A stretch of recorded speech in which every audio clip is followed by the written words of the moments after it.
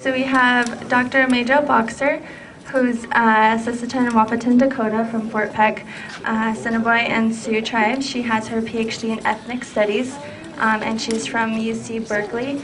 And so, without further ado, Dr. Boxer, please welcome.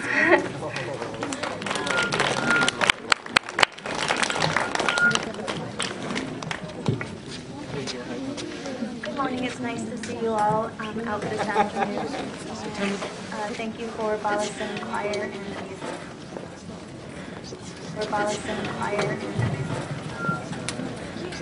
Where I come from. It is difficult to talk about myself and my own personal journey from Poplar, Montana to Durango, Colorado without infusing my personal story with my professional work as an educator and professor of Native American and Indigenous Studies here at Fort Lewis College. To better understand where I come from, I'll start first with the Fort Peck Indian Reservation. The Fort Peck Indian Reservation is home to two tribal nations, the Assiniboine and Sioux, or as we say in our language, the Dakota and Dakota Oyate. And our two tribes are part of the Great Sioux Nation, or the Ochete Shakowin. The reservation was created in the last decades of the 19th century as part of a two-pronged effort by the nation's policymakers to confine our people to arid reservation lands, dispossess us of our homelands, and eventually, it was hoped, to assimilate us into the dominant society. I was born and raised on the Fort Peck Indian Reservation in eastern Montana, and 4 generations of family before me on my father's side lived their lives against the backdrop of major cultural and political changes that marked the 19th and 20th centuries. One of the major cultural changes that came to my relatives came through the form of education, which was both used as a weapon against Native people and as a tool to control Indigenous nations. As early as 1857, the annual report of the Commissioner of Indian Affairs contained the following entry, quote, "The diamond luster of every letter of that term, education, must shine forth its rays of light into the dark mind of the red man, leading him to realize that the destiny of the Indian has been fulfilled, his character has become changed, and that a new era has now broken in upon him. He must stand up in common with the rest of the civilized world, and no longer stoop to the vices and superstitions of his forefathers, or he must become extinct," end quote.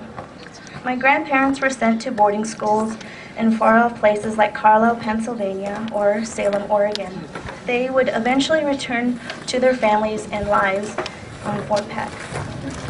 My grandparents were but 2 out of thousands of children who experienced to varying degrees the effects of colonialism maintained through the boarding school vehicle to carry out the federal government's self-appointed mission to solve the Indian problem and assimilate Indigenous people into the dominant society. My own educational journey came well after the federal boarding school era and the activism of the 1960s and 70s, which culminated in education reform, amongst many other accomplishments of that decade. As an undergraduate, I changed my major from business to music education, to eventually comparative ethnic studies.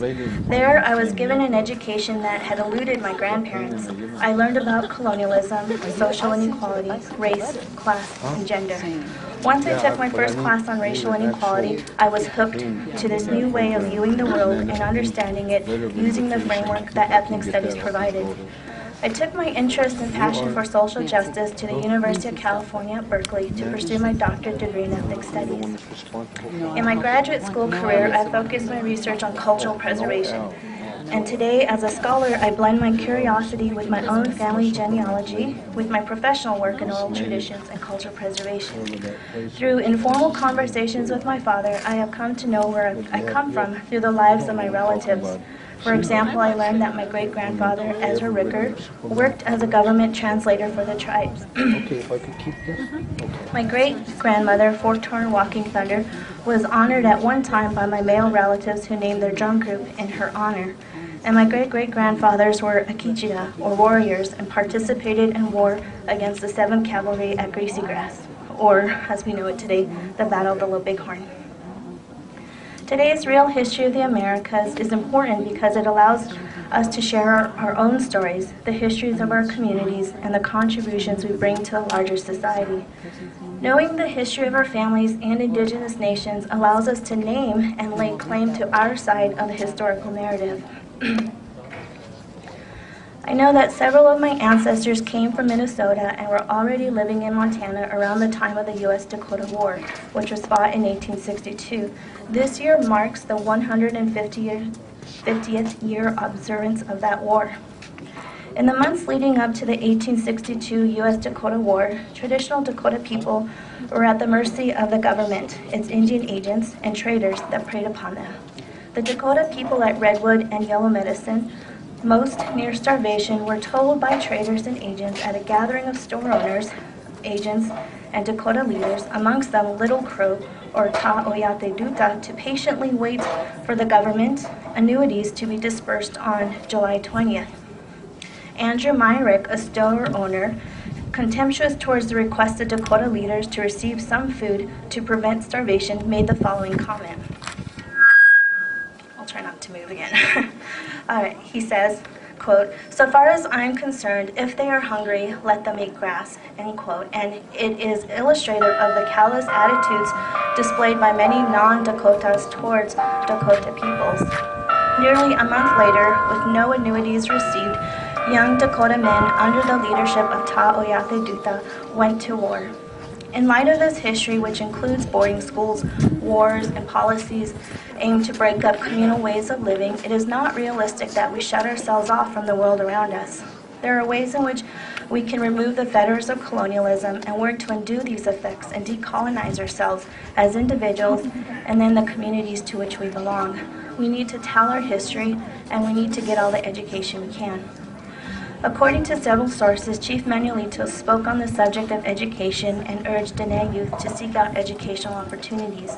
Chi Dodge is noted to have relayed the following words of Manuelito, quote, "My grandchild, the whites have many things which we Navajos need, but we cannot get them. It is as though the whites were in a grassy canyon, and there they have wagons, plows, and plenty of food. We Navajos are up on the dry mesa. We hear them talking, but we cannot get them. My grandchild, education is the ladder.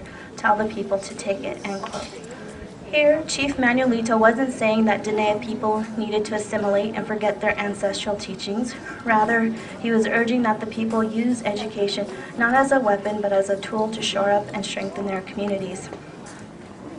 We should take advantage of receiving all the education we can, even beyond Fort Lewis College. Our families and communities need as much talented and skilled individuals to work in the school system and various branches and departments of the tribal government and tribal economic enterprises and other worthy positions. Just as my family and where I come from is an important part of my identity, which informs my professional work, promoting healthy families serves as a step towards decolonization. In many Indigenous societies, the extended family all played an integral role in the life of an individual. All education and instruction was part of the entire family's responsibility. An individual would place utmost importance on the needs of the family over individual desires. Families today might look different than they were years ago. Many families are led by single mothers or fathers, and children might be raised by grandparents or other extended family members, but the importance of family is all the same. Restoring the family and placing importance on the manner in which it functions in the lives of Indigenous communities can be empowering. In closing, we may never face the real threat of the loss of our lives the way our ancestors did, yet we face the same attacks on our culture and communities in ways that are more nuanced and difficult to detect. We need educated members for our communities to continue to engage and employ their talents and knowledge as parents, local, state, or tribal employees, workers, leaders, scholars, scientists, and teachers to continue in the more than 500-year struggle to live as Indigenous people in our homelands and still be participants within the world around us. Thank you.